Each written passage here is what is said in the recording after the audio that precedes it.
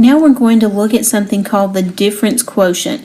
The difference quotient is a modified version of the slope formula that plays an important role in calculus. We're just going to look at it here for the sake of practicing with function operations, but I do want to give you a little background on what motivated the development of the difference quotient.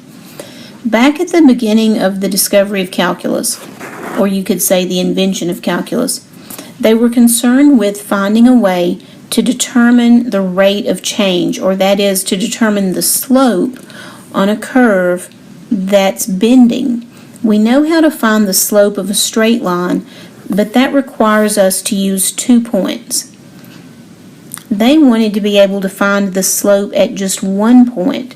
So what they knew was the slope formula as we know it will only give you the average slope of a straight line between 2 points.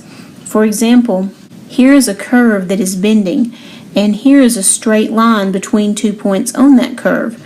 If we use the slope formula with these 2 points, what we'll be finding is the slope of the straight line, not the slope at this point or the slope at this point. And you can see that the slope here is negative. See how it's kind of going downhill?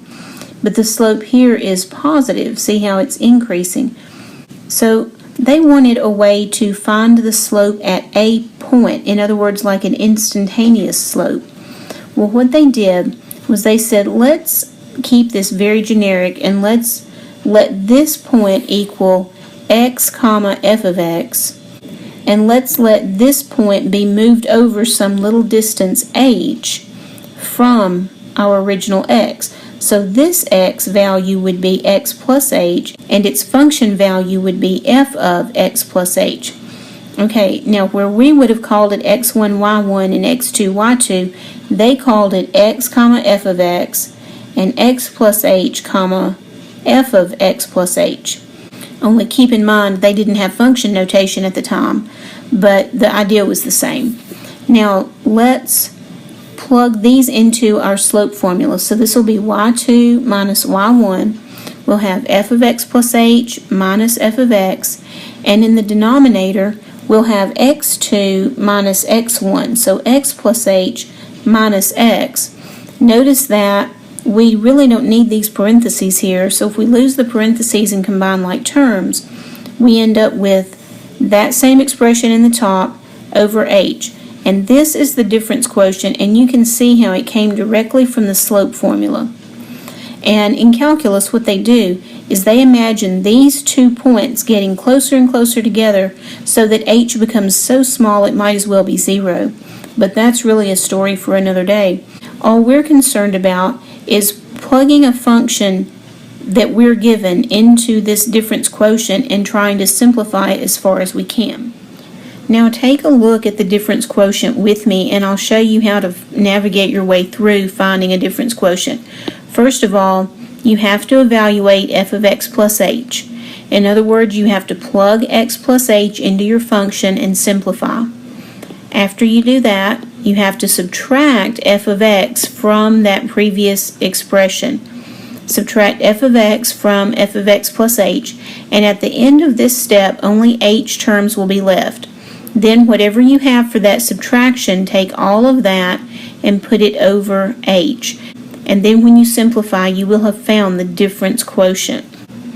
Okay, let's try it out on this one. This one says let f of x equal 6x plus 2. Find and simplify the expression for the difference quotient. And notice the difference quotient is repeated here for us. You will not need to memorize the difference quotient. It will always be supplied to you whenever you need to find it. So remember our 3 steps. First, we need to find f of x plus h. So this is telling us to take the x plus h and plug it into our function. So wherever the function had an x, we will replace that with an x plus h. So 6x plus 2 becomes 6 times x plus h plus 2. Now distribute the 6, and we have 6x plus 6h plus 2. The next step is to subtract f of x plus h minus f of x. Now if we take these 3 terms and we subtract the original f of x, Notice that when we distribute that minus sign and combine the like terms, we're going to end up with just 6h, because the 6x here and the minus 6x here cancel out, and the 2 here and the minus 2 here cancel out, and all we have left is 6h. Okay, now take that answer and put it over h, and so we'll have 6h in the top and h in the bottom, and when you simplify, this one is just 6. Now remember what I told you about a difference quotient being just a fancy version of the slope formula? So this is telling us that for this function, the slope is always 6. And in fact, we already would have known that if we had thought about it. This is a linear function, so the slope is, of course, 6. So it really is an alternate way of finding slope. Now let's try this again with a little more complicated function. Here we have x squared plus 3x plus 1, and we're going to run it through our difference quotient. So the first step, remember, is to evaluate f of x plus h. Let's take the x here and replace it with x plus h, and that's going to give us f of x plus h equals x plus h squared plus 3 times x plus h plus 1. Notice all we did was replace the x with x plus h in each case. Okay, now this is a squared binomial, so we do need to multiply this out. This is going to make x squared. The middle term is going to be xh plus xh, so that's 2xh. And the last term is going to be h times h, which is h squared. Then we will distribute our 3, so that's going to be 3x plus 3h. And then we still have our 1. And that is f of x plus h. And notice that nothing can be combined or simplified at all. And the next step is to take those 6 terms and subtract f of x. Now I'm going to do it the long way here, but then from here out I want you to take advantage of the shortcut I'm going to show you. So f of x plus h is these 6 terms. And then we subtract f of x, so minus these original 3 terms. And this minus sign will have to be distributed. So when we do that, our last 3 terms are minus x squared, minus 3x, minus 1. Now notice that we have positive x squared and minus x squared. And notice that we also have positive 3x and minus 3x. And we also have 1 and minus 1. All that's left of that subtraction is the h terms. I mentioned that before, but I wanted you to see it here. So from now on, you can take advantage of the fact that you know that whenever you do this subtraction, all it's going to do is pull the h terms out of the original f of x plus h. So you won't actually have to write out this step. You'll just know after you do f of x plus h that your subtraction step is going to give you this h term and this one and this one. Any h terms that you have will end up at the end of step 2. Now let's take the results of step 2 and put that over h. So we have 2xh plus h squared plus 3h. And we put all of that over h. And now, because each term contains an h, we can simplify. We can cancel an h from each term. So that's going to give us 2x. And here in the middle it will give us h, and then on the end here it will give us just 3. And that is the difference quotient for x squared plus 3x plus 1. Now this is example 4, but you probably could go ahead and try this one on your own. If you want to try one by yourself, this is probably the one to do. But I'm going to go through it with you now. So let's have f of x equals 2x squared minus 3x, and here's our difference quotient. So remember, step 1 on the difference quotient is to evaluate f of x plus h. So we'll take our function and replace the x with x plus h. And now we'll need to square out this binomial before we distribute the 2. Remember, your order of operation says exponents come before multiplying. Distributing is a multiplying step, so the exponents have to come first. And let's square this out. This will be x squared The middle term will be xh plus xh, that's 2xh, and last times last is h squared. Now, I could distribute the minus 3 here, but I'll just save it for the next step. And now let's distribute this 2 here. And let's distribute the minus 3 here. That would give us minus 3x and minus 3h. Okay, now the second step is subtraction. And I'm going to take advantage of the fact that the subtraction is just all of the h terms here. F of x plus h minus f of x is just going to be 4xh plus 2h squared minus 3h. Okay, so here it goes. F of x plus h minus f of x is any h terms that we have. And now step 3 is to take our h terms and put them over h. So f of x plus h minus f of x all over h means I take these 3 terms and I put them all over h. And now because they each have an h, I can simplify an h from each term. That's going to give us 4x plus 2h minus 3. Now just one more thing. In example 4, a common mistake is to try to evaluate f of x plus f of h instead of doing f of x plus h. If you work them both out, you can see that with the f of x plus h, you get this middle term here because you have to square the binomial. But if you just do f of x plus f of h, you don't get that middle term. And that's always going to happen. So it's important that we evaluate f of x plus h and not try to split it up into f of x plus f of h. Now we're going to talk about composition of functions, and we're going to talk about how to determine the domain of a composition function. If f and g are functions, then the composite function or composition of f and g is defined this way. This open circle here is pronounced compose, and we read f compose g of x equals f of g of x. So all it means is to take the g function and plug it into the f function. And notice that when we exchange one notation for the other, the functions don't change order. So f compose g of x becomes f of g of x. Nothing tricky about it. All you need to do to get rid of the open circle is just replace it with the big pair of parentheses. Now about the domain. The domain of f compose g is the set of all numbers x in the domain of g such that g of x is in the domain of f.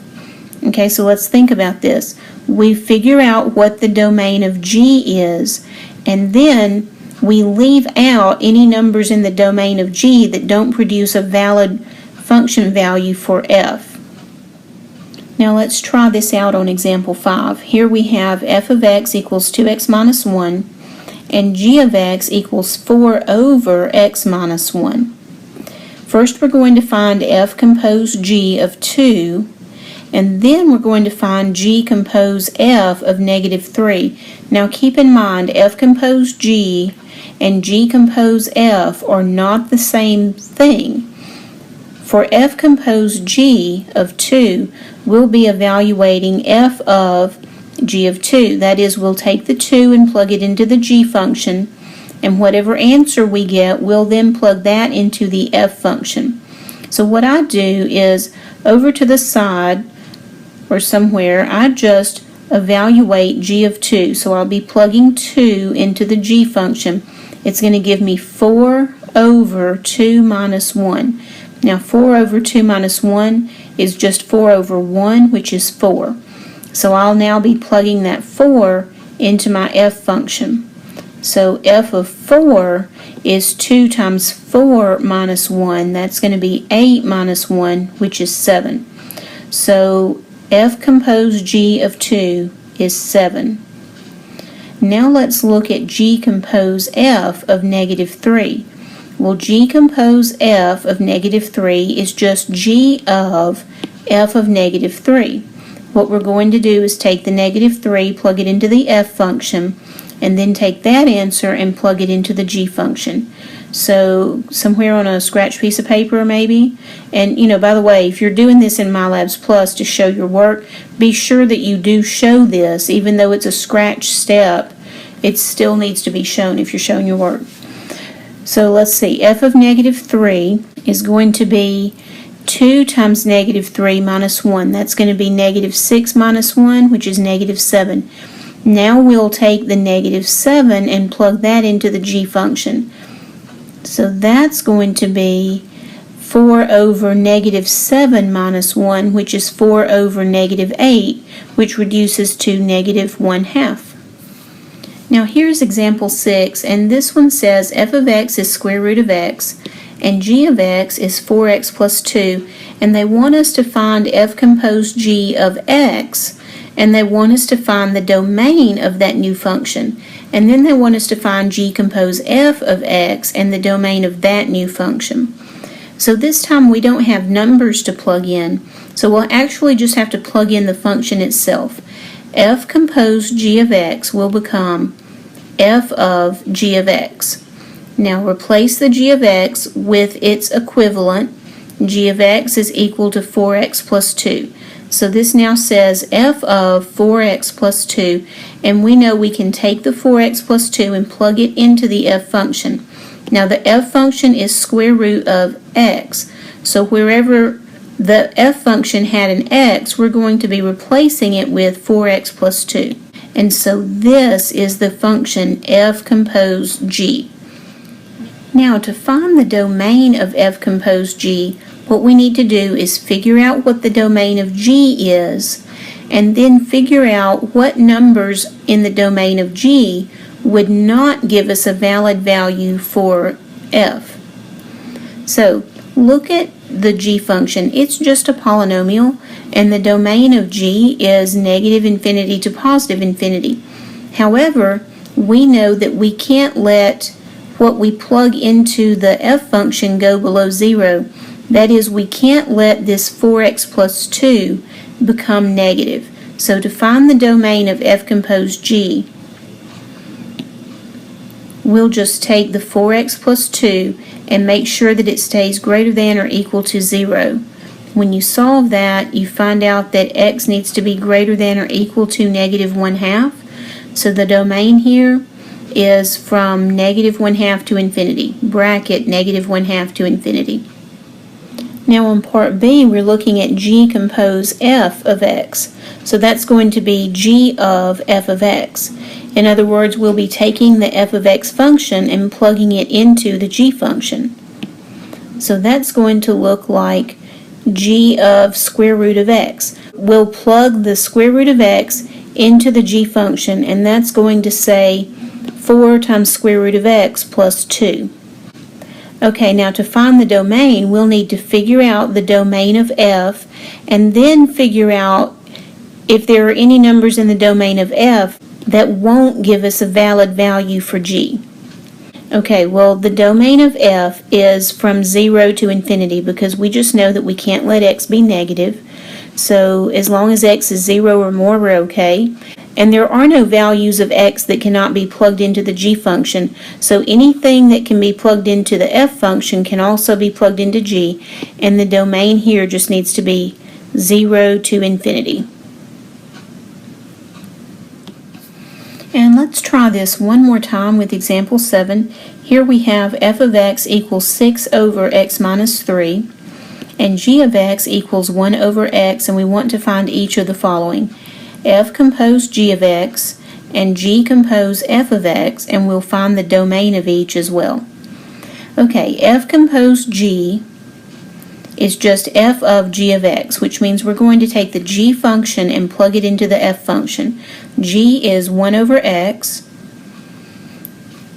so that means we're going to be plugging 1 over x into the f function. Now, that's going to look like this.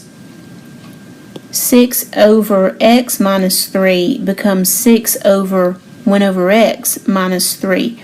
And we can't leave it this way. This is what you call a complex fraction, and you should never leave an answer in a complex fraction form. So we'll need to multiply top and bottom here by x. and that's going to give us 6x for the top, and when you distribute the x, you see x over x gives you 1, and then 3 times x gives you 3x. So this is an acceptable format for our final composed function. Okay, now let's think about the domain of f composed g. First, let's look at the g function. We can't allow x to be anything that would cause g to be undefined. So right away we see that we cannot allow x to equal 0. We're going to have to exclude 0 from the domain. We also need to exclude any number that causes our composed function to become undefined. So not only can we not let x equal 0, we also can't let 1 minus 3x equal 0. That means we can't let 1 equal 3x. That means we can't let x equal 1/3. So we can't let x equal 0, and we can't let x equal 1/3. If you draw that on a number line, you see that x can be anything less than 0, anything between 0 and 1/3, or anything more than 1/3. And in interval notation, we would say from negative infinity to 0, parentheses, from 0 to 1/3, in parentheses, and 1/3 to infinity. And that's our domain, because we need to leave out 0 because it causes our g to be undefined, and we need to leave out 1/3 because it causes our composed function to be undefined.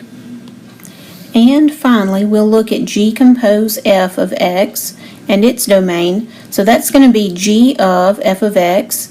That's going to be g of 6 over x minus 3. So we'll be plugging 6 over x minus 3 into the g function. Now the g function was just 1 over x, so 1 over 6 over x minus 3. To simplify this, because remember we can't leave it in complex fraction form, we could multiply the top and the bottom by x minus 3, but we also can just take advantage of the fact that 1 over means reciprocal. So the reciprocal of 6 over x minus 3 is x minus 3 over 6. Now for the domain, remember we start off by looking at the inside function. So what is the domain of f? Well, when we look at the f function, we see that we could not allow x to equal 3 because that would cause that denominator to equal 0. So we know we need to exclude the 3. After we decide to exclude the 3, then we need to look at the composed function and leave out any numbers that would cause the composed function to be undefined. Well, here, when I look at this denominator, there are no numbers that cause this denominator to be 0, so there are no numbers that cause the composed function to be undefined. The only thing we need to leave out of our domain is 3 then, and so the domain is all the numbers that are less than 3 and all the numbers that are more than 3. So the intervals are from negative infinity to 3 and from 3 to infinity.